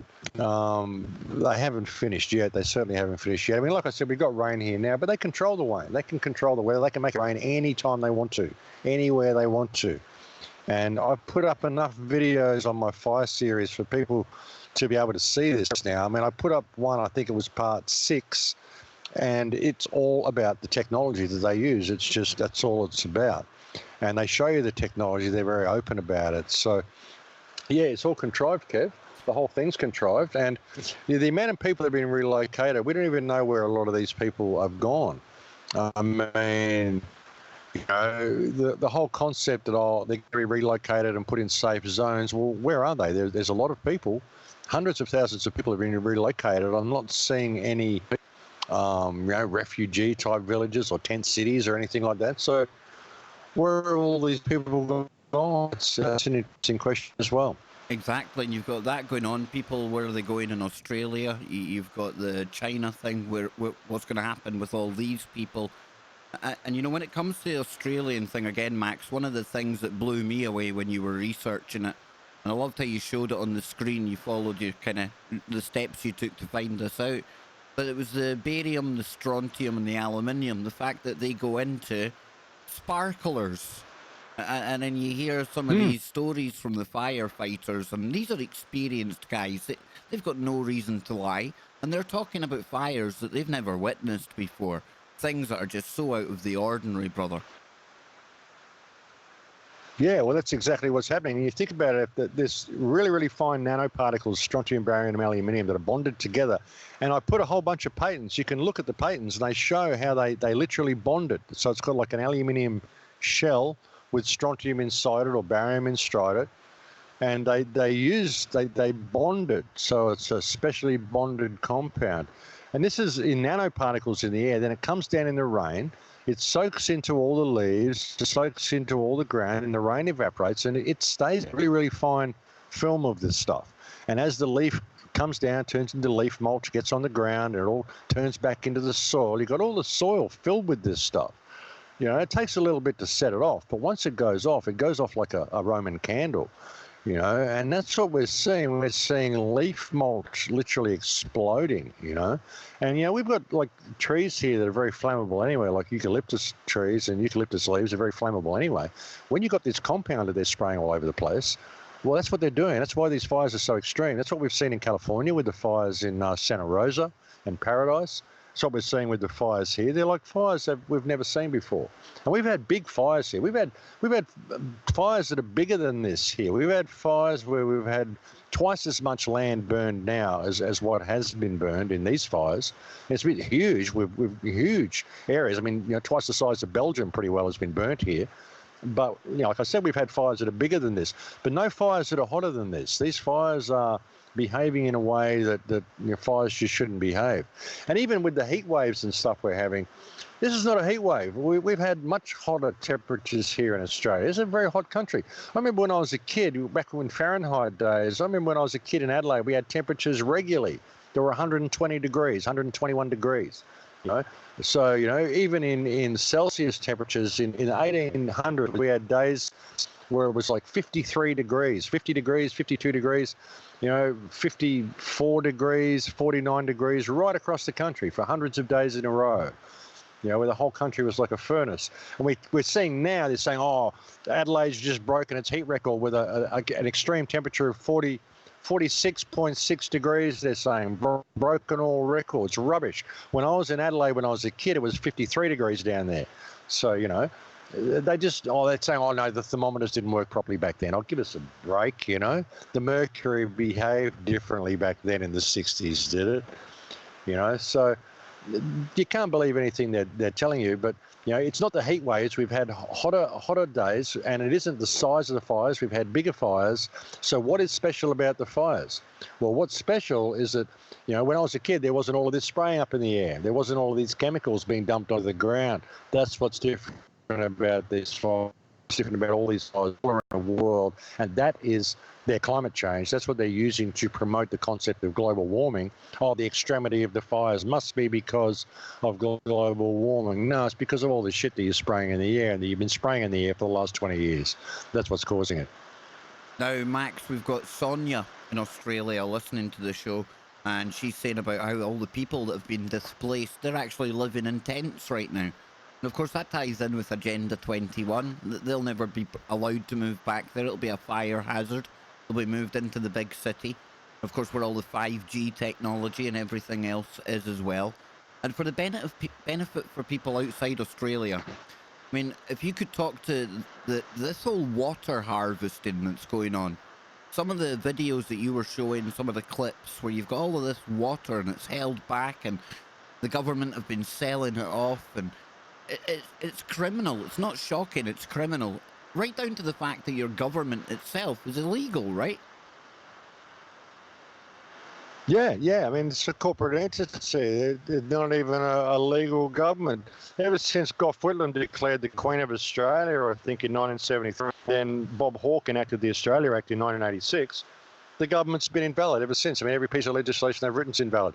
But even bringing it down to it, in the Constitution, Section 100 of the Constitution says there be no abridgment on people's right to water, reasonable use of water, include water storage. You can't just river system store it, use to deprive other people using it. It's all Constitution.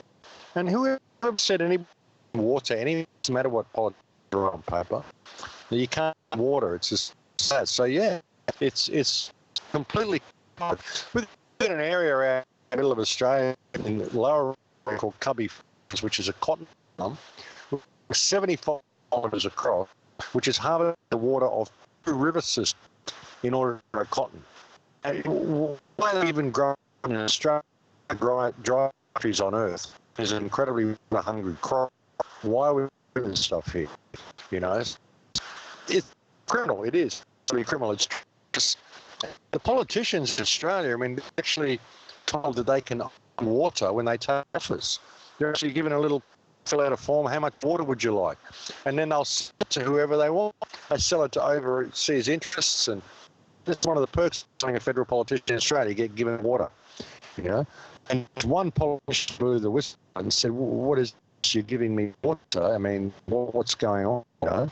And she blew the whistle on it. We all got to find out about it. But how are they doing this? We've got, with this drought going on now, there was a deal struck just the other day, I think, of 93 billion or 93 million mega water has just signed on another Canadian company just the other in the middle of these fires. They're bill our water. You've got countries here that are looking like they're going out of water, and you got Coca-Cola rolling up, just extracting the water out of the dam, saying, yeah, we own it. We've been told we can take the water out of the river system. So the town runs out, so people go and cans of Coke. Yeah. It's crazy. That's what's happening here. It's absolutely ridiculous. And you can't own water. That's the bottom. The politician has claimed they have an ownership of water, right to own water as salt water. People remove from all the tribe of trees, really. Now, Max, your audio's gone a bit funny again. And again, perfect timing, right, when you're talking about the Australian government. Really perfect timing. Now, Sonia, I'll let your connection maybe get a little bit better, but Sonia in the chat room, I think this is really good advice, for anyone who is watching the heartbreaking stories and images coming out of Australia and the wildlife that's involved. I imagine a lot of people are moved to help in some way. And Sonia, I think this is brilliant advice, stay away from places like the main big charities out there.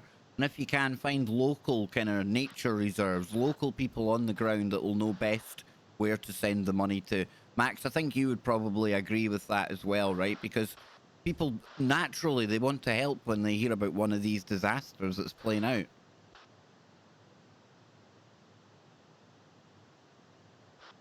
Yeah, it's don't the charities. Apparently, there's been something like $7 million given to the Red Cross. They've spent about $2 million on the people, and the other $50 million we're not where that's gone, saying they're going to create a fund for when people need it or something. People need it. They need it. I mean, the Red Cross, because they were going to give it to the farmers, and now you stand up for land use to decide where it'll be allocated to go. I mean, it's all rubbish. It'll be allocated to their own paychecks, Most of the charities, they exist in order to pay the wages of people who work for the company. About 1 to 2% of what you donate to charity adds to where it's going. As the wages of people. So, better off finding people on the ground themselves that need it and bring it straight to them, I don't recommend any charities that you donate, honestly, unless there's a that's set up by the farmers themselves. Yeah, absolutely. And just so people understand what Max was saying there, if it was a bit broken up, unless it's the farmers or the people concerned themselves on the ground, be very, very careful where you are sending that. And again, some of the scenes that we've seen coming out of there, it's utterly shocking. It truly is. And then you hear in the background on Max's connection that noise, that it's not static. That's the rain now. And talk about sick. They hold back the rain, and then when the rain does come, it doesn't stop. It's almost like they're laughing at people behind our backs. Only it's not behind our backs, because we're in knowledge of what's going on now. What we do with that's important. And Max was so right at the time. And I've often said Max Igan isn't somebody that just talks the talk. I can put myself in that category. I talk a great game, but Max has proven time and time again by going to countries like Palestine, other places around the world, really trying to make a difference and continuing to try and make a difference right now. But Max can't do this alone. And then we've all become accustomed to being our keyboard warriors in some way, shape or another, even if we don't want to admit it. But there's only so much Max can do. And to the people of Australia out there who have been, getting their eyes opened by Max, I think you need to really join him and join others.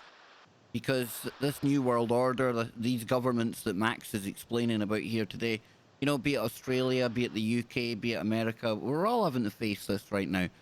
But it's one thing talking about it and sitting watching Max, explaining what's going on and him doing his thing. But it's another thing altogether to actually do something ourselves. And I take my hat off to Max for doing that, because as we can see here, he definitely put a crosshairs on his back. And I just ask anyone out there in Australia, or whatever country you're in, whatever the cause is, I mean, are you willing to go and walk the walk? Because I think that's the time we're in right now. And we are in interesting times, Max, and this is where I'll hand it back to you, and hopefully we'll have a good connection for you to take us out. But we're in the year 2020, and these cycles, they come and go. And things are definitely getting very, very interesting from the start of this year to where we are now. And it's just for you to talk to your audience, the people who have come along specially to hear you today about what's going on in Australia, how they can get active, and the bigger picture. We've got about 10 minutes for you to lay that out. I know it's not much, Max, but over to you, man. Well, it's interesting how to get active in this country. I mean, you're not going to get any remedy from the political system. Well, we've tried that. I mean, I've always said non-compliance is the best way to go. People don't understand how to do that. They think, well, if we don't comply, then we're not going to have roads and all the food's going to stop flowing. No, it's not about that. It's simply not doing it according to government standards, just doing things our own way. Something unique we've got happening here, I'm actually going to mention a friend of mine and a land situation that he's putting together. The Aboriginal people in this country, or the original people in this country, are in a very unique position in the world, because in the regards to Australia, this country was never legitimately colonised. It was never legitimately conquered. The Crown doesn't actually have any right to any land in Australia. The government, the Crown, the Queen, they don't have any right to the land. And certain members of the Aboriginal community have kind of pulled a swift one on the government. They've a friend of mine who's a pretty high-ranking lawman in the Aboriginal community, he was thinking about this. It took him about 20 years to do it, and he's thought about it. How can we get the Australian government to recognise us as a people and recognise they have no claim to the land and give us our freedom, and how can we get them to pay for it? That was his plan. So what he did, he got a treaty. He went around and treated with all the tribes, and they got a treaty. They got this skin. The Australian Aboriginals have got a skin where all the tribes have signed it, so it's their treaty, and it goes back since before Federation. It's very old, this skin. It's a couple of hundred years old. And they've all signed it. All the different tribes have signed it. So they basically approached the government of Julia Gillard and said, okay, well, we've got this treaty here of all our people, and you've got your people and your constitution, and there's two of us here, and we need to sit down and work this out, you know. And Julia Gillard saw it as a great opportunity to bring the Australian people in under the Constitution and to recognise them as being, so we're all one big happy family, you know. So they put out this whole recognition thing, the Recognition Act, they called it, where they're going to recognise that there's two people here in the country, two lots of people, and we need to bring it all together into one lot of people, you know. And it was this great thing the government did, the Recognition Act, and all the Australians went for it. Meanwhile, the Aboriginal people had planned all this. They even designed the R that they were going to use, you know, so they got it all ready. So that, and then they went and picked up all the T-shirts, the recognition T-shirts from the government, gave them all out to people. The government was really excited. Oh, yeah, here, come quick, take them all out. Let's push this, you know, little stickers and badges and stuff. And they just took all the T-shirts off and they screen printed a circle with a cross over it, cross through it over the top of the R, and they put little circles with cross through them over the top of the recognition badges so that no recognition, you know, stop recognition, and sort of played it all against the government. And then what the government did with the Recognition Act was they acknowledged that there are two mobs here. There's two lots of law in this land, and they offered the Australian Aboriginal people the opportunity to come under the Constitution. So the Aboriginal people stood up and said, well, thank you for recognising that there are two mobs here, no contract. We don't want to be under your constitution. Thank you for making that legal distinction. And so now this guy has set up, he's got a 3,000 acre block that he's setting up under full Aboriginal law, and the Crown has no jurisdiction whatsoever on that land. By their own admission that there are two mobs here through the Recognition Act. So anybody in Australia who really wants to establish freedom from this system can simply treaty with the Australian Aboriginal people. They're now in a position where they can do that. And if you can get yourself adopted into the tribe, you can now be completely free of the Westminster system, the Westminster legal system, while you're on country in Australia, which is what you call it, country. You are on country. You're not in Australia. You are on country. When you are in Australia, you are like it's being in the state of Queensland. I once had a police officer say to me, you know, he's doing something. I said, "What do I have to do?" He said, "Well, you're in the state of Queensland. When you're in the state of Queensland, you've got to abide by the laws of the state of Queensland." And I said to him, "Well, what is the state of Queensland? You know, I don't understand what a state of Queensland is. I'm actually in a state of confusion at your claim that I'm in a state of Queensland." Because a state of Queensland is a mental state. When you're in the country, when you're in Australia, you are in the mental state of being in Australia. You're not in Australia, you're on country, because this is country, because it's not sea, so it's country. You know, so it's having that mentality and having that notion of where you are and what you are. So we're in a really unique position in Australia that the Australian people can now treaty with the Australian Aboriginals, and they can thereby remove themselves from the jurisdiction of the Westminster system. And, you know, you've got to be prepared to stand in that and know what you're doing to do it. But that's really what they've set up, the original people have set up in this country by this Recognition Act, the way they've played it, which was an extremely clever move by them. And like I said, it's a very unique position in this country because when Governor Phillip came here, as soon as he took 7 steps up the beach and put that flag in the ground and claimed Australia to be part of England, he broke the law. You can't do that. That's like someone walking up to the shore of France, taking 7 paces onto the shore of France, putting a flag in the ground and saying they claim Europe as being part of the Crown. You know, what about the people in Poland and Denmark and all the other places? You can't just do that in France and say that you own Europe. Well, when they came here to Australia, there were 30 nations already here, 30 original people nations already here. You can't just walk 7 paces up the beach and claim that you own the country under British law, because this isn't Britain. This is Australia, and there's already a people here, and it's already been established that terra nullius was void. There was no terra nullius here. There was no people here. It was not uninhabited.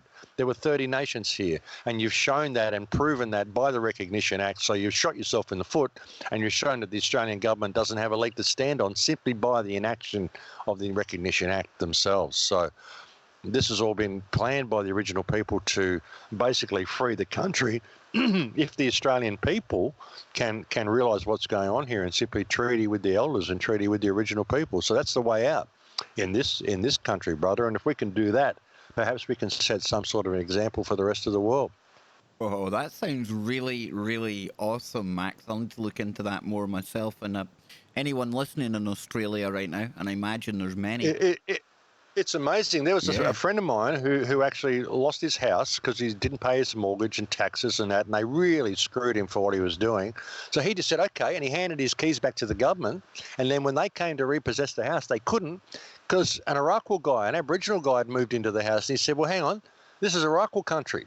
If you're claiming you can repossess the house, you have to claim that you own any of this country to begin with. And they couldn't. And he managed to stay in the house, but they were watching it. They waited. He went out one day. Unfortunately, he went out. And as soon as he went out to the shop, they ran in, changed the locks, and repossessed the house because he'd left the property. But he was there for 6 months, and they couldn't do a thing, couldn't kick him out because they can't prove any ownership of any land in Australia. The government does not have a single leg to stand on under their own Recognition Act. So it's an incredible milestone, brother. And that's what the Australian people need to become aware of. Well, Max, I want to thank you for joining me today. This has been absolutely amazing. I'm very honoured to have been a part of this show, the first show you've done since everything went down. I'm so glad that you're still here to do shows in any way, shape or form, Max, as are everyone that's tuned in right now. I want to thank you again for everything you have done. And we'll be back tomorrow, folks. Don't go anywhere. Watty and Dr. Brooks Agnew on the way. We're out of here.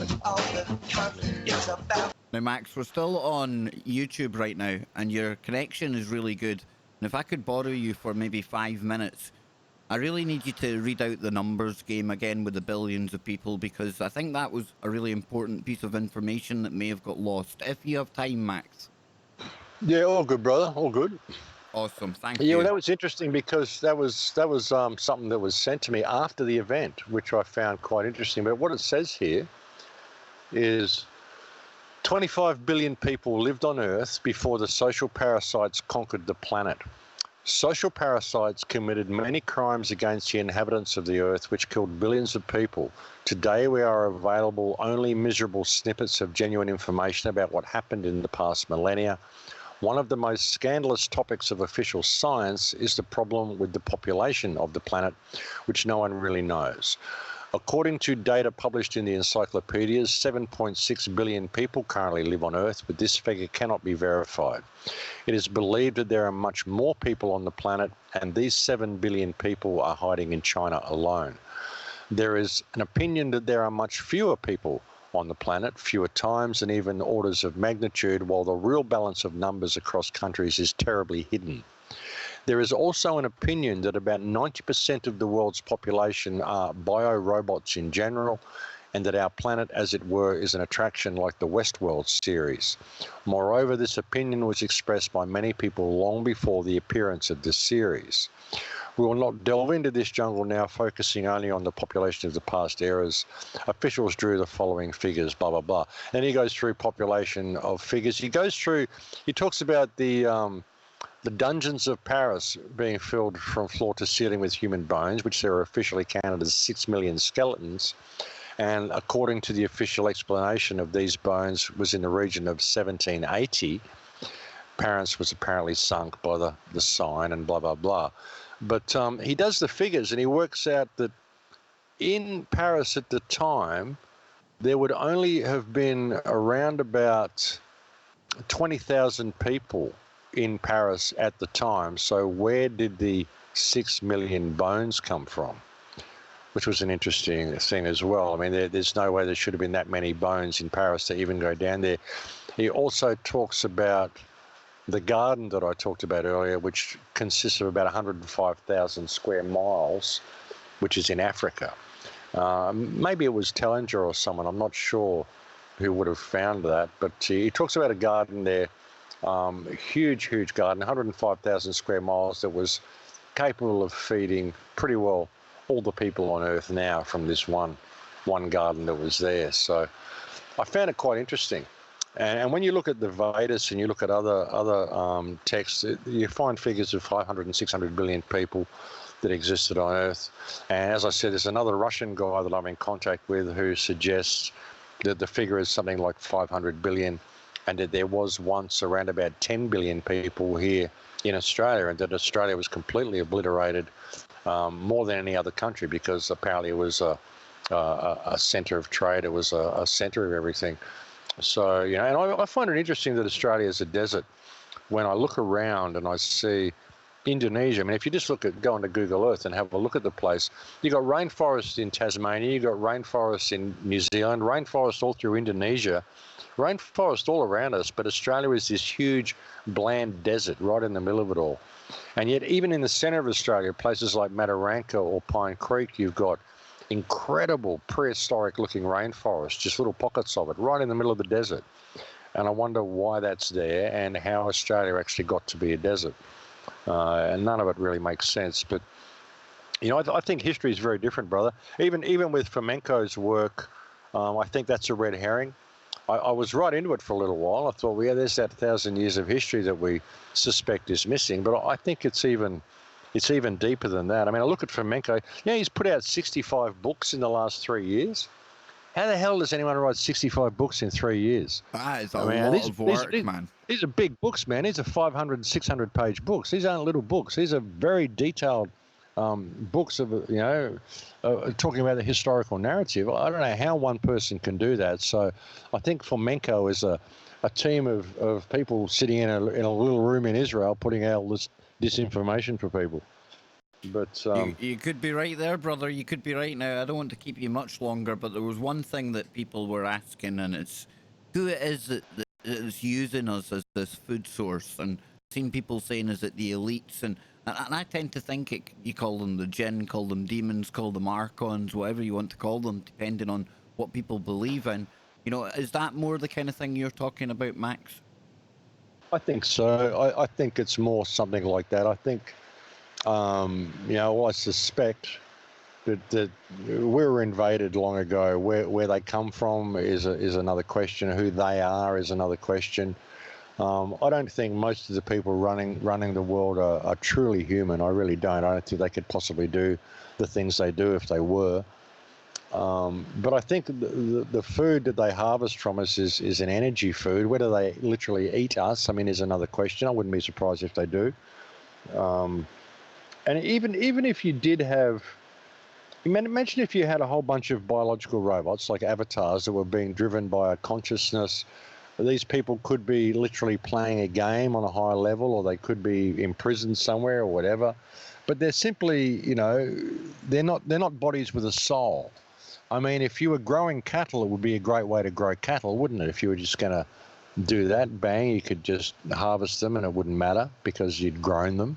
I mean, there's all sorts of concepts of that, but I mean, you can debate all you want and come up with any type of scenario that will seem plausible, but you can't prove any of it, is the thing, you know. But I suspect that there is, you know, I mean, Dave Icke will say it's reptiles, other people will say it's archons, the Africans will say it's the Chitahuri, the Arabs will say it's the jinn.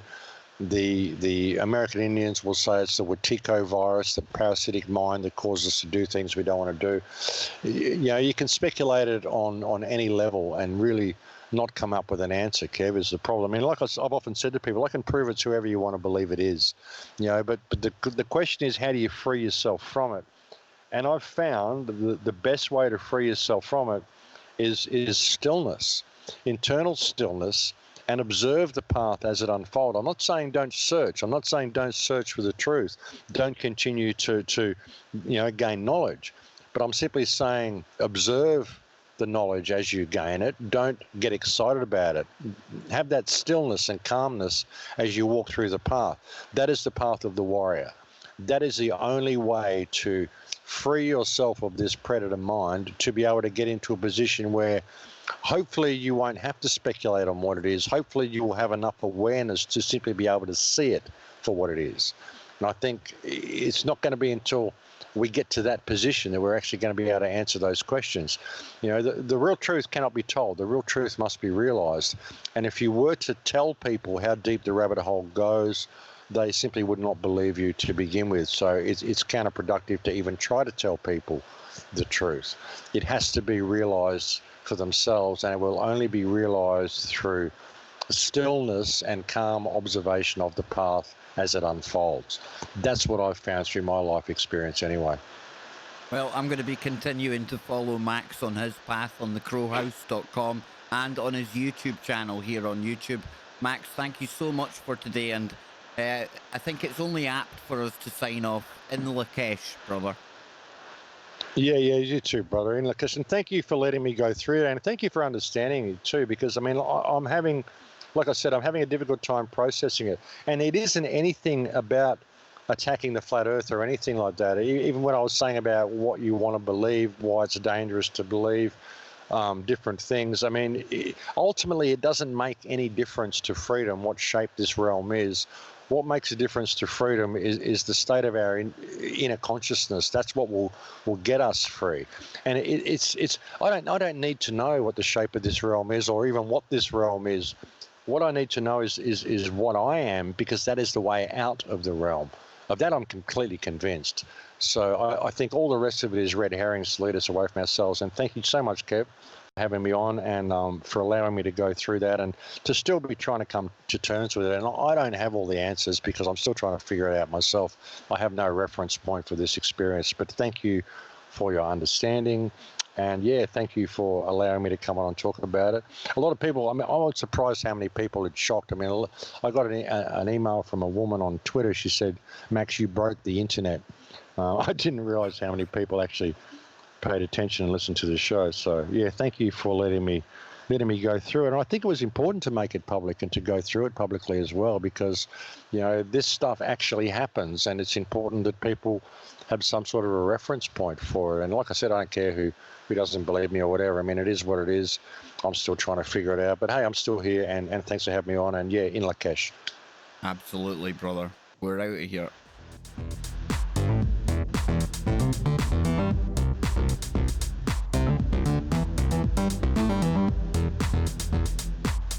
Cool. You can watch videos now.